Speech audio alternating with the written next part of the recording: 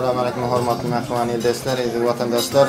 Sizin ähliňizin görüşüňiz ýaly, bilişiňiz ýaly Rossiya Federatsiýasynyň paýtagty Moskwa şäherimizde Türkmen milli däb desturlarymyza laýyklykda Türkmen toýlarymyz dowam edýär. Ine bugün hem araz dostumuz bilen Bostanjygyň bagyt durmuş toýlarynyň ak kejiretini uğratjak fursatlamyz. Gelin mehmani dostlar ýakynan tomoşa edelim.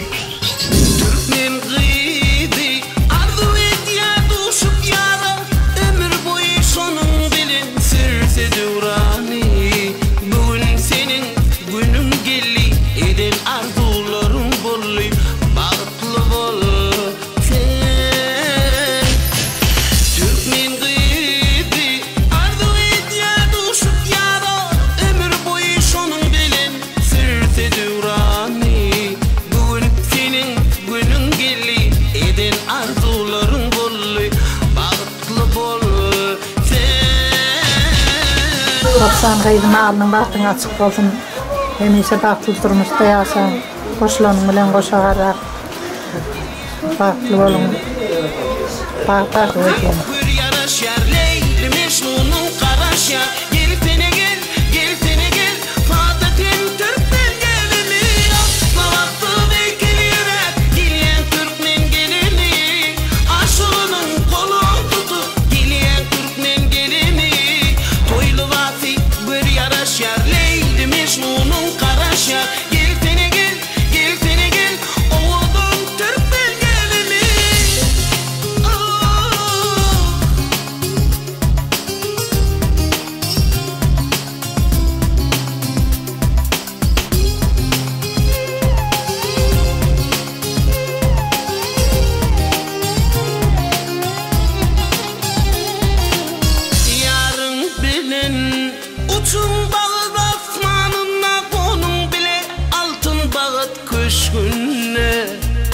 Bugün senin günün geldi, eden arzuların bolly, bagtly bol.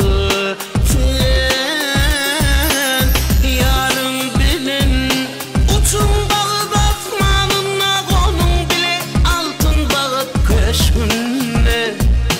Bugün senin günün geldi, eden arzuların bolly, bagtly bol.